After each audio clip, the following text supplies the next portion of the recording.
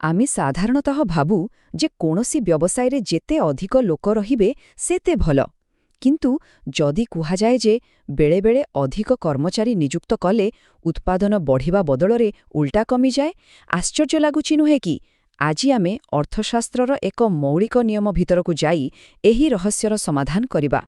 आसंतु एही प्रश्नरु आरंभ करिबा। गोटे छोटो बिक्री प्रथमे जणे पुणी आउ जणे काम कले तो उत्पादन बढ़िबार कथा किंतु 10 नंबर लोक आसिला परे पाउरुटी कम केमिति हेला। एहा एक रहस्य परि लागुछि किंतु एहार उत्तर अर्थशास्त्रर एक बहुत मजादार नियम भितरे लुचि रहिछि। चलंतु एही रहस्यर पर्दाफाश करिबा। एही पजलर समाधान पाई आमको प्रथमे गोटिए शब्दकु ठीक भाबरे बुझिबाकु पड़िबो आउ से शब्दटी हेउछि उत्पादन। कारण अर्थशास्त्ररे एहार अर्थ केवल किछि जिनिस तयारी करिबा ठारु बहुत बेसी किछि। तेबे अर्थशास्त्र कहे उत्पादनर अर्थ हेउछि विनिमय मूल्य थिबा उपयोगितार सृष्टि। एहार सीधा सरल अर्थ हेउछि आमे एमिति किछि तयारी करूछे जहा लोकंक कामरे आसीबो आउ जहार बजाररे किछि मूल्य थिबो। तेणु केवल पाउरुटी तयारी करिबाटा उत्पादन नुहे बरन एक मूल्यवान पाउरुटी तयारी करिबा जहाकु लोके किणिबाकु चाहिबे ताहा हेउछि प्रकृत उत्पादन। अच्छा तेबे एही मूल्य आसे केउठु? जेकोसी जिनिस तयारी करिबा पई हमकु मुख्यतः 4टी जरूरी उपादान बा इंग्रेडिएंट्स दरकार। आउ अर्थशास्त्र रे एहाकु कुहा जाय उत्पादनर साधन। चलंतु देखिबा सेगुडीको कोन कोन। प्रथमटी हेला भूमि। एहार अर्थ केवल खाली जमी नुहे बरं प्रकृतिरु मिलुथिबा सबु किछि पानी खनिज पदार्थ एपरिकी आम बेकेरी क्षेत्र रे दोकानटी जो स्थान रे अछि ताहा भी भूमि भितरे आसीबो। द्वितीय रे आसे श्रम। एहा हेउछि उत्पादन प्रक्रिया रे लागुथिबा मानवीय प्रचेष्टा से शारीरिक हेउ कि मानसिक। आम कहानी रे एमाने होउचंती आमर परिश्रमी बेकर माने जो माने निज हाथ रे काम करूछंती। एबे आसिला तृतीय उपादान पुंजी बा कैपिटल। हाँ गोटे कथा मने रखिबा दरकार एठारी कैपिटल रो अर्थ टंका नुहे। एहार अर्थ हेउछि मणिस तयारी सेही सबु जिनिस जहा अन्य जिनिस तयारी रे सहाय्य करे। आम बेकरी पई एगुडी कहिला चूल्हा मिक्सर आउ अन्यान्य जंत्रपाती। आउ शेषरे सबुठु गुरुत्वपूर्ण संगठन बा उद्यम। एहा हेउछि सेही स्पार्क बा नियाझुल। एहा हेउछि सेही उद्यमींकर दक्षता जिए एही बाकी 3टी उपादानकु एकाठी करी रिस्क नेई गोटिए व्यवसाय आरंभ करंती। आम कहानी रे एहा हेउछंती बेकेरीर मालिक। ठीक अछि तेबे आम पाखरे एबे 4टी उपादान अछि किंतु प्रकृत मजा आरंभ हुए जेतेबेले आमे एगुडीकु मिसेबा आरंभ करू।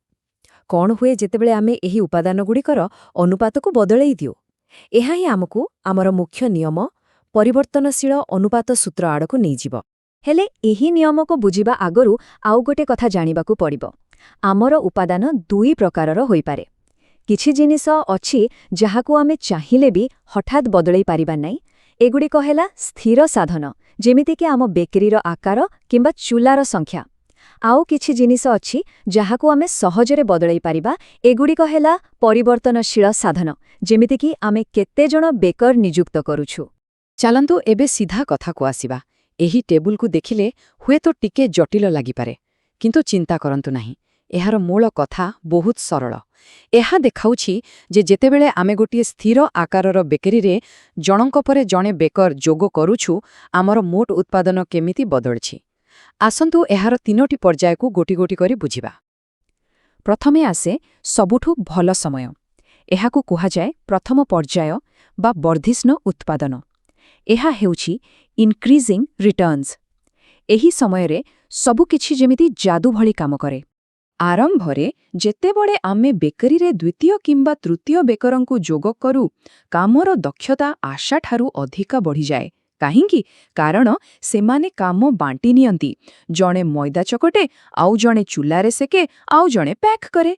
फलरे प्रत्येक नुआ बेकरंक आसीबा जोगु उत्पादन आहुरी द्रुत गतिरे बढ़ी चले। एही जो अतिरिक्त अवदान ताकु ही कुहा जाए सीमांत उत्पाद बा मार्जिनल प्रोडक्ट। किंतु एही जादू सबुदिन पई चले नाही एवं एहा आमकु द्वितीय पर्यायकु नै आसे ह्रासमान उत्पादन। सत कहिबाकु गले अधिकांश व्यवसाय पई एहा ही प्रकृत वास्तवता। सेही टेबुलर संख्या गुडी को आसंतो एबे एक चित्र रे देखिबा। ଏହି ଗ୍ରାଫ୍ ଆମକୁ ତିନୋଟି ଅଲଗା ଅଲଗା କାହାଣୀ କହୁଛି। ଆମର ମୋଟ ଉତ୍ପାଦନ ବା ଟୋଟାଲ ପ୍ରଡକ୍ଟ ଟିପି, ହାରାହାରି ଉତ୍ପାଦନ ବା ଏଭରେଜ ପ୍ରଡକ୍ଟ ଏପି ଏବଂ ସବୁଠୁ ଗୁରୁତ୍ୱପୂର୍ଣ୍ଣ ଆମର ସୀମାନ୍ତ ଉତ୍ପାଦନ ବା ମାର୍ଜିନାଲ ପ୍ରଡକ୍ଟ ଏମ୍ପି। ଦେଖନ୍ତୁ ଟିକେ ଏହି ଲାଇନ୍ଗୁଡ଼ିକ କେମିତି ଉପର ତଳେ ହେଉଛି। ଏହିଠାରେ ହିଁ କାହାଣୀଟି ମୋଡ଼ ନିଏ। ବେକେରୀରେ ଏବେ ଟିକେ ଭିଡ଼ ହେବାକୁ ଲାଗିଲାଣି। କମ୍ ଚୁଲା ପାଇଁ ଅପେକ୍ଷା କରିବାକୁ ପଡ଼ୁଛି।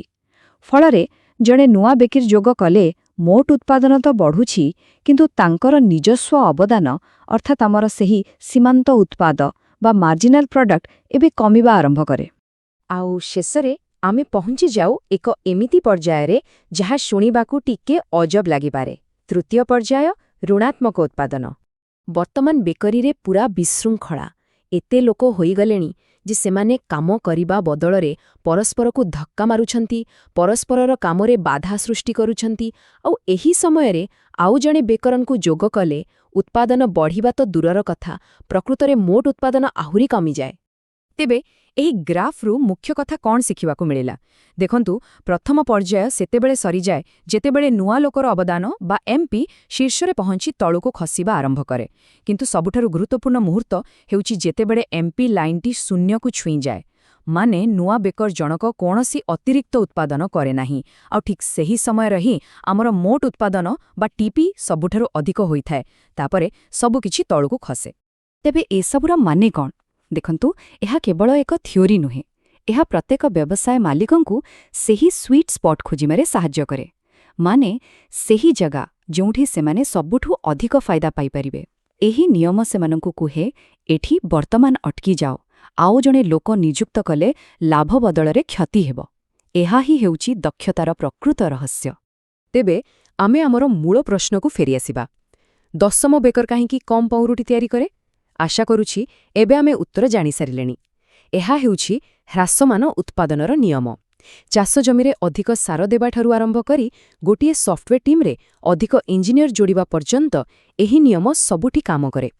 ତେବେ ପରବର୍ତ୍ତୀ ଥର ଯେତେବେଳେ କେହି ଭାବିବେ ଅଧିକ ମାନେ ହିଁ ଭଲ, ସେତେବେଳେ ମନେ ରଖିବେ, ବେଳେବେଳେ ସବୁଠାରୁ ବୁଦ୍ଧିମାନର କାମ ହେଉଛି କେତେବେଳେ ଅଟକି ଯିବାକୁ ହେବ ତାହା ଜାଣିବା।